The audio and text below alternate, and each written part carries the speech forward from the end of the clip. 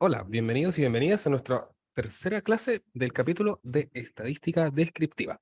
El día de hoy vamos a conversar acerca de más estadígrafos que nos van a permitir entender el comportamiento de nuestros datos. La clase pasada nosotros vimos tres medidas que nos permiten resumir el conjunto en uno solo, tratando de representar al conjunto completo de datos. Estos se denominaban medidas de tendencia central.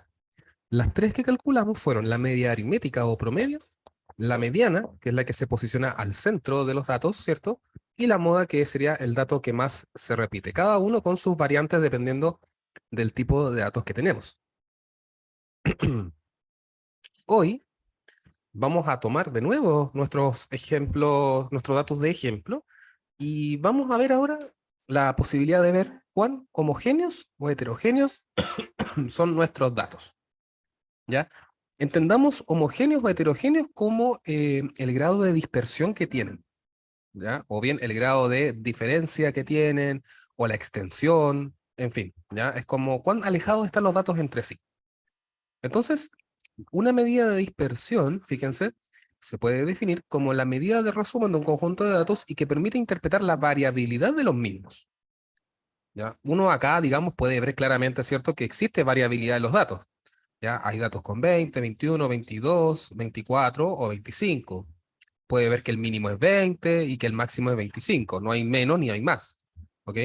Pero aún así existen medidas que nos cuantifican o que nos dan un valor numérico para decir, ¿cuál es el grado de variabilidad de mis datos? Seguramente los deben conocer, pero aún así igual se los voy a explicar. Fíjense, una forma de ver dispersión, por ejemplo, si generamos el histograma de nuestros datos o el polígono de frecuencia, nos permite ver cosas como esta. Por ejemplo, en el caso A, existe poca variación de los datos porque solamente estamos dentro de un rango definido, muy cortito, ¿ya? Y la gran mayoría de los datos está en la mitad, ¿sí? Pero aún así, el rango de valores es muy pequeño. Ya en el caso B, el rango es un poco más amplio y digamos que existe una mayor variación. Y ya en el caso C ya existe demasiada variación porque el rango de valores posibles es más extremo, es más amplio y por lo tanto hay una mayor posibilidad de tener valores más distintos. Por lo tanto, comparado A con C, claramente C tiene mayor variabilidad que A. ¿Ok? Entonces, esta es una forma gráfica o geométrica de verlo. Bien. Entonces, lo que apunta a lo que estamos haciendo hoy día es simplemente encontrar una cantidad numérica que nos diga si es que nuestro conjunto de datos es muy diferente o no entre sí. Bien, las más recurrentes que vamos a conocer son estas tres que ustedes ven acá. Primero, el rango, ¿ya? Que no es otra cosa que la diferencia entre el máximo y el mínimo. O sea, tomas el dato más grande y le restas el más pequeño. Eso te va a dar la extensión o la amplitud total de los datos. Luego tenemos la varianza, que a lo mejor también les suena. Ya me pueden indicar con un dedito, ¿cierto? Si esto lo conocían. Es el promedio de las distancias al cuadrado entre los datos y la media aritmética. ¿Ya? O sea, hay unos pasos que uno sigue, pero digamos que es, digamos, tomar las distancias entre los datos y el promedio. Y la desviación estándar, que es la raíz cuadrada de la varianza. ¿Ya? O sea, uno cuando estaba en el colegio, por ejemplo, en la enseñanza media, uno de repente igual se confundía con esto, ¿ya? Porque había muchas fórmulas, digamos, una era la raíz de la otra, pero no sabías cuál. Bueno, llegó el momento de aprenderlo de una vez por todas.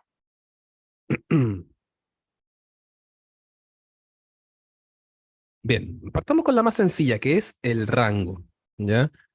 Tenemos nuestros datitos de edades, las tenemos tabuladas aquí, ¿ya? El rango, como lo dice su definición, no es otra cosa que el dato más grande, que es 25, y el dato más pequeño, que es 20, y lo restamos. Eso nos da una amplitud de 5 años. O sea que la amplitud de los datos, ¿cierto? La extensión de los datos es de 5 años de diferencia. ¿Ok? Entonces, digamos que es la más simple de todas. Aún también esto se puede hacer, por ejemplo, en el otro caso, que es de las temperaturas, que está en intervalos.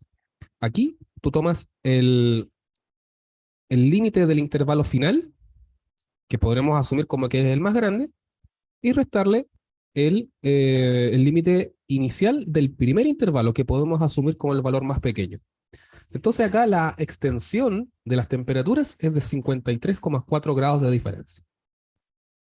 ¿Vale? O sea, hay 53,4 grados Fahrenheit de diferencia entre la temperatura más alta y la más baja. ¿Ok? No nos dice necesariamente cuáles son, pero sí cuál es la amplitud. Por eso estas mediciones no pueden ir solas, siempre tienen que ir acompañadas además del promedio, la mediana y la moda. ¿Ok? Esa es como la gracia que está con esto. Bien, el rango es muy sencillo. Vamos ahora con la varianza. ¿Sí? Digamos que acá lo primero que tenemos que considerar es que el promedio es 22. ¿Sí? Es importante la media porque es parte del cálculo de la varianza. Por eso siempre la primera parte para calcular la varianza es calcular la media aritmética, de la forma que sea, ya con los datos tabulados, no tabulados, con las marcas de clase, en fin. Lo importante siempre es tener el promedio como primer dato. ¿Por qué? Porque su definición dice, es tomar cada dato y restarle la media, es decir, la distancia del dato con respecto a la media. Para eso lo hacemos así, miren. Tomamos cada uno de estos 12 datos y le restamos la media, que es 22, a todos. Luego de eso, a cada una de estas diferencias se le eleva al cuadrado. ¿Ya? Por ejemplo, aquí en este primer paréntesis es 20 menos 22. Eso nos da menos 2 y al cuadrado nos da más 4. Acá 22 con el otro 22 son iguales, por lo tanto nos da 0 y 0 al cuadrado es 0. Lo mismo con todas las demás edades, hasta llegar a la última. Luego, todas esas cuadrados se suman y se dividen por la cantidad de datos. O sea, en el fondo es un promedio también, ¿ya? Es un promedio de estos valores al cuadrado. Eso nos da un valor final de 2,833. ¿Ya? Ese es el resultado de la varianza, en este caso. ¿Ya? Pero acá podemos hacerlo porque son 12 datos. Pero ¿qué pasa si son 120 o 12.000 datos? ¿Ya? Ahí tenemos que recurrir ahora a la versión resumida, que es cuando tenemos la tabla de frecuencia. Matías, Le iba a preguntar eso mismo, si, ¿cómo se hacía cuando es con la tabla de frecuencias, profe? eso lo vamos a ver a continuación. Previamente a eso, ¿cierto? Vamos a ver cómo se expresa matemáticamente. ¿Eh? Lo que hicimos recién es esto, miren, que es la típica fórmula que alguna vez le enseñaron, que era x sub i, que es el dato, menos la media, x barra, eso se resta y se eleva al cuadrado después, y luego se suman todos los resultados que se den, y luego se divide por n. O sea, es un promedio de distancias, ¿ya? El segundo caso es el que pregunta Matías. ¿Cómo se hace con la tabla, digamos, de frecuencia? Bueno, acá la única diferencia es que se hace una sola vez esta cuenta y luego simplemente se multiplica por el número de datos que trae cada uno, ¿ya? Y el denominador es n o bien la suma de todas las frecuencias, ¿ya? En el caso de los continuos, fíjense, ahora en vez de x sub i tenemos mj, que esa es la marca de clase. ¿Ya? Y se hace el mismo procedimiento. Se toma la marca de clase, porque no tenemos los datos, sino que tenemos solamente la marca de clase, se le resta a la media aritmética, se eleva al cuadrado y se multiplica por la frecuencia del intervalo correspondiente. ¿Vale? Entonces, va a depender si es que es una tabla discreta o es continua o los datos están sueltos. ¿Vale? Pero de las tres maneras se llega a encontrar la varianza. Bueno, ¿cómo funciona esto con nuestros datos? Bien, en el caso de la varianza, ya de las temperaturas, fíjense, aparece esta formulita de acá. Bueno, ¿en qué consiste? Recuerden que la primera parte de este cálculo es tomar la marca de clase y restarle la media. Bueno, las marcas de clase están acá. 52,615, 60,245 y así sucesivamente hasta 98,390. Esos serían los correspondientes XI, ¿ya? Pero en este caso se llaman MJ. Luego, a todos ellos se le resta el promedio, que era 75,06. Eso lo hicimos la clase pasada. Entonces, a todos ellos le restamos 75,06 y luego a todas esas restas las elevamos al cuadrado. ¿Ok? Luego de hacer eso, aplicamos la segunda parte, que es a cada uno de estos cuadrados multiplicarle la frecuencia correspondiente. O sea, a esta se le multiplica por 3, luego por 6, por 11, por 14 y así hasta el último que es por 3. ¿Ok? Eso se hace al final de cada uno de los paréntesis al cuadrado. Luego, el denominador es simplemente el total de datos, que es 52, o bien 3 más 6 más 11 más 14 más 10 más 5 más 3. Y eso nos da una varianza de 133,02. ¿Ok? Pero la pregunta es la siguiente. ¿Estos son grados? ¿Qué creen ustedes? ¿Son grados estos? No, ¿Qué es lo que serían estos entonces?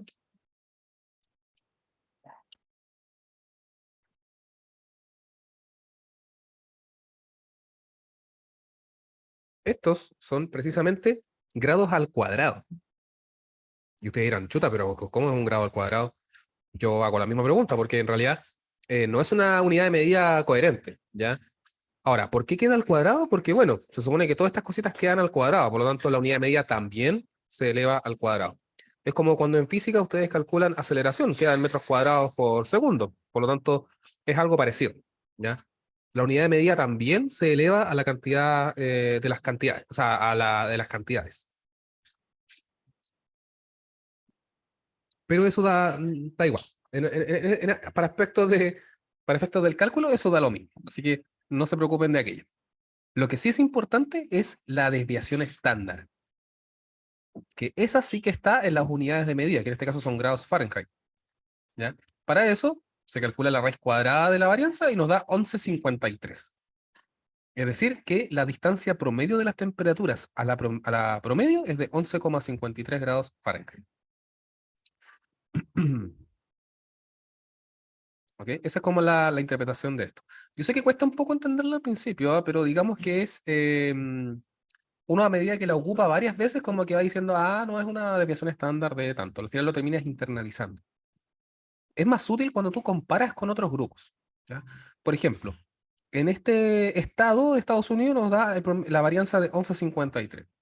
Si en otro estado no hubiese dado 9,5, claramente el de 9,5 es menos variable que el de 11,53. O sea, en cualquier medida de dispersión, la que es más grande significa que es más dispersa que la otra, ¿ya? Eso igual es súper útil,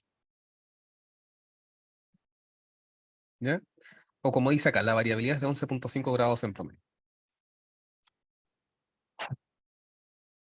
Bien, antes de hablar de las características de la varianza, quiero saber si quedó alguna complicación con esto.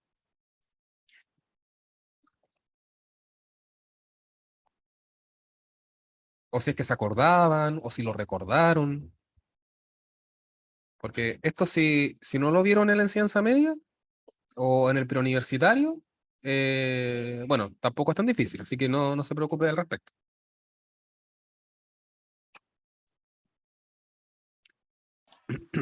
Nada, profe. Gracias, Matías. ¿La Javiera nunca había visto esta materia, Javier? ¿No? Mish. Primera vez que me entero de algo así. Porque por lo general uno lo ve en... Sí, pero bueno, puede pasar también. Por eso siempre lo pregunto. Perfecto.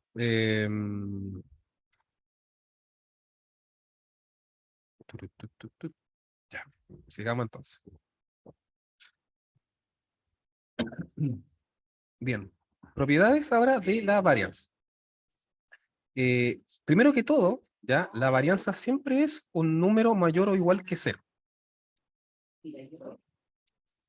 ¿Ya?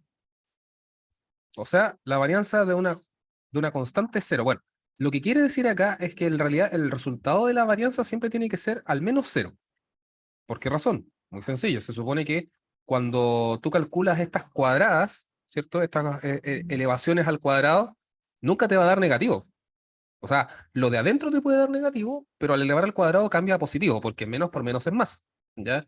O sea que nunca esto debería darte negativo. Si te da, es porque te equivocaste en alguna parte. Así de simple. Eso. ¿ya? Y si es cero es porque en realidad es una constante, ¿ya? Si la, por eso, si la varianza es cero, ¿qué significa entonces con los datos? Hagámonos esa pregunta. ¿Qué pasa, por ejemplo, cuando la varianza es cero? ¿Qué es lo que significa realmente?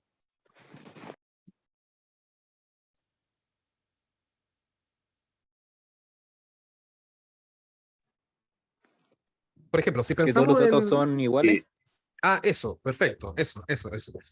Todos los datos son iguales. La única posibilidad para que la varianza sea cero es que todos los datos sean los mismos. Por lo tanto, el promedio va a dar el mismo siempre.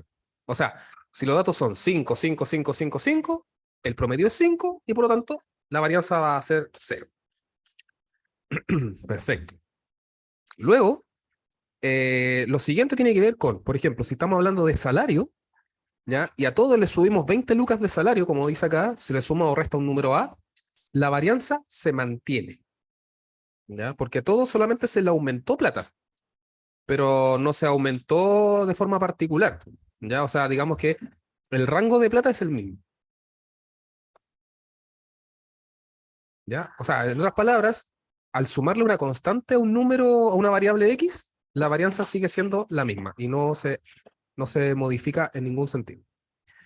Luego, si a cada valor de la variable X se le multiplica un número A, por ejemplo, si a todos se les aumenta un 20%, eso sí tiene un efecto, porque la varianza se multiplica por esa constante igual, pero al cuadrado. ¿Ya? Eso igual es importante. O sea, la, si la varianza de X es S cuadrado, al multiplicar la X por un número A, esa varianza se incrementa a cuadrado S cuadrado. En palabras simples, si los datos se duplican, la varianza se multiplica por 4. Si los datos se multiplican por 3, después la varianza se multiplica por 9. Y así sucesivamente. ¿Ya? Y la otra propiedad que también es importante, que es igual que para la media, la varianza es sensible a valores extremos. Por lo tanto, depende de la media aritmética. Claro. O sea, al depender de la media aritmética, ¿cierto? La varianza también es sensible a valores extremos. Por lo tanto, también es delicada al respecto. O sea, si las notas, por ejemplo, ustedes son 5, 5, 5, 6 y de repente se sacan un 1, la varianza se incrementa mucho, ¿ya? Porque el promedio también se tiende hacia la nota baja, por lo tanto, la varianza también se va a incrementar mucho. ¿Ya? Es lo mismo que hablábamos de la media ayer. Con respecto a la desviación estándar, comparte las mismas propiedades, pero además de eso, la varianza está en unidades al cuadrado. Años al cuadrado, grados al cuadrado, metros cuadrados, dólares cuadrados. ¿Ya? Y al calcular la desviación estándar, ¿cierto? Se pasa a años, grados, metros o dólares. O sea, recobramos la unidad de medida con la que estábamos trabajando. Lo otro es que si la varianza es cero, o sea, todos los datos son iguales, también la desviación estándar es cero. Y viceversa. ¿Ya? Porque, digamos, uno se eleva al cuadrado, otro se saca raíz cuadrada. Y ambas son cero. Luego, la misma que en la varianza, si a cada elemento de que se le suma o resta un número A, la desviación estándar se mantiene. ¿Ya? Pueden hacer la prueba, pueden pescar el conjunto de datos, por ejemplo, de las edades, a todas sumarle uno y ver qué pasa con la varianza y con la desviación, si es que cambia o no. Luego, si a cada elemento de que se le multiplica un número A, la misma historia, pero con la raíz. O sea, en el caso de la varianza era a cuadrado de S cuadrado y al quitarle la raíz queda A por S. O sea, la desviación estándar se multiplica por ese incremento que ustedes le dieron. Es decir, si la variable se duplica, la desviación estándar se multiplica por 2 y la varianza por 4. Si a la variable la multiplican por 3, la desviación estándar se multiplica por 3 y la varianza se multiplica por 9. ¿Ya? Esa es como la relación entre todas estas cosas. Bien. Antes de pasar al coeficiente de variación, esta medida, ¿cierto? La ventaja que tiene es que es un porcentaje. ¿Ya? No requiere tanto de interpretación en unidades porque en el fondo lo que expresa, como ustedes ven ahí, es, es la porcentaje de variabilidad con respecto a la media. Es decir, es S, o desviación estándar, dividido el promedio por el 100%. ¿Ok? Perdón. Luego de eso, ¿cierto? El coeficiente puede ser incluso mayor al 100%. Eso puede pasar. Por ejemplo, si la desviación estándar es demasiado grande, al dividirla por la media, puede quedar incluso mayor al 100%. Por eso, digamos, hay que interpretarla, digamos, con un poco de cuidado de repente. Bien. Eh, Al calcular esto, uno puede interpretarla de acuerdo a esta tabla de aquí. Por ejemplo, si da exactamente igual a 0, 0,000, no hay variabilidad. O sea, todos los datos son iguales. Entre, entre 0 y 20% es variabilidad baja. O sea, la concentración de datos es alta, como dice acá. Ya los datos son muy parecidos entre sí. Si está entre 20 y 60, la variabilidad es moderada. ¿Ya? Así como también la concentración de los datos. Luego de 60 hasta 90 es alta y la concentración es baja, ¿sí? Porque digamos que se extiende mucho. Y ya siendo mayor a 90 o mayor a 100, la variabilidad es demasiado alta. ¿Ya? Por ejemplo, los salarios están por lo general entre un 80 y un 85% de variabilidad. ¿No? Porque si ustedes consideran, ¿cierto? Hay gente que gana demasiado poco y gente que gana demasiado mucho. Entonces, esta variabilidad se vuelve bastante grande. ¿Ok? Entonces, digamos que en el caso de las edades, ¿ya? La varianza era 2,833, la desviación es la raíz de 2,833, y eso se divide entre 12, no 22, 12 acá, ¿ya? La media es 22 y luego por 100%. Eso nos da una variabilidad del 7,65%, o sea, nos da bajito. ¿Ok? Y dentro de las propiedades que tiene, no tiene unidad de medida porque es un porcentaje. Solo debe usarse en variables cuyo cero es absoluto y no arbitrario. Por ejemplo, en cosas que tengan números negativos, nos sirve utilizar coeficiente de variación. ¿Ya? Ahí tienes que pasarlo a un valor positivo y luego calcularle ahí el coeficiente de variación, porque si no, digamos, se vuelve muy, muy extraño de interpretar.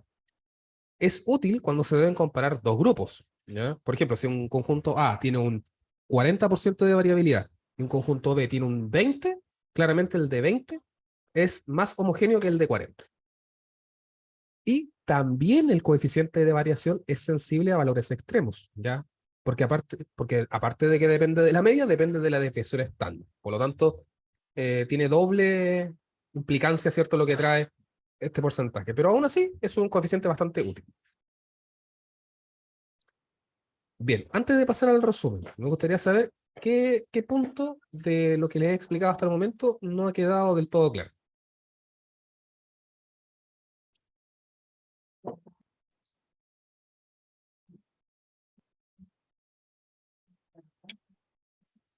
No entendí qué es el coeficiente de variación. El coeficiente de variación, Digo lo mismo, profe.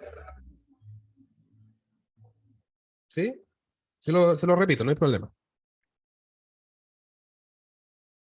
Ya. Esto es más que nada el cálculo. ¿Ya? Para calcular el coeficiente de variación solamente necesitas la desviación estándar y el promedio, que calculaste con los datos. ¿Ya? Con los mismos datos, por supuesto. Eso se divide y el resultado que te da lo multiplicas por 100%.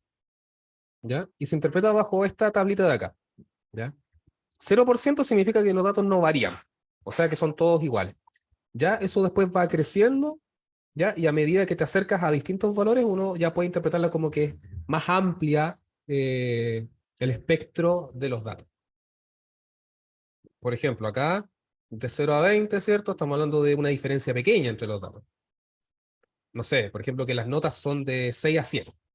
Después de 20 a 60, podría ser que estuviésemos hablando de que las notas están entre 5 y 7.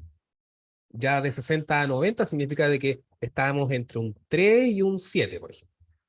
¿Ya? O sea, cada vez que el porcentaje es más alto, significa que mis datos son más amplios. ¿Sí? ¿Se entiende un poquito más? Profe, muchas gracias. Perfecto.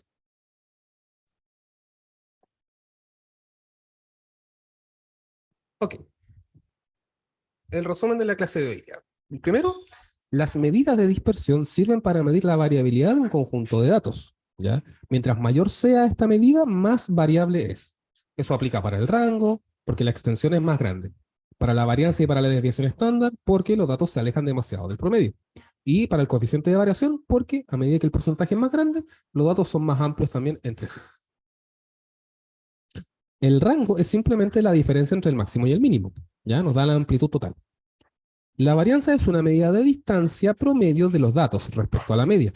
Es sensible a datos extremos, ¿vale? O sea, si los datos, hay datos que están muy alejados de la media, claramente ellos van a hacer de que la varianza crezca demasiado. Lo mismo que la desviación estándar, ¿ya? Y además de eso, la desviación estándar está en las unidades de medida de los datos y es la raíz cuadrada de la varianza. Finalmente, el coeficiente de variación puede estar entre 0 y 100% o incluso más que eso. Y cada vez que sea más alto, significa más variable, y mientras más cercano a 0 es menos variable o más homogéneo, y viceversa. ¿Okay? Entonces, en conjunto, estas medidas, ¿cierto?, acompañan a las medidas de tendencia central que vimos ayer, en la clase pasada, para ya identificar mejor nuestro conjunto de datos, incluso para poder hacer comparaciones con otros conjuntos de datos parecidos. ¿Ya? Eso es como la lección, digamos, de esto. ¿Ya? Entonces, ya tenemos los gráficos, tenemos la identificación de variables, tenemos las medidas de tendencia central y las medidas de dispersión. Con eso ya podemos hacer reportes estadísticos básicos para casi cualquier cosa. ¿Ya? Lo más importante es que ustedes sepan, ¿cierto? Utilizarlas de forma adecuada dependiendo del tipo de datos que tengan. Si son datos cualitativos, ninguna de estas las pueden usar. Eso es lo más importante. ¿Ya? Ninguna de estas sirve para nominales ni para ordinales, solamente para cuantitativas. En el caso de las medidas de ayer, la moda es la única que se puede usar con las medidas, con las variables cualitativas. ¿Ya? Eso también es súper importante. ¿Ok? Y con eso finalizamos la clase del día de hoy. Ya para la próxima sesión ya estar preparándonos, ¿cierto?, para las primeras evaluaciones.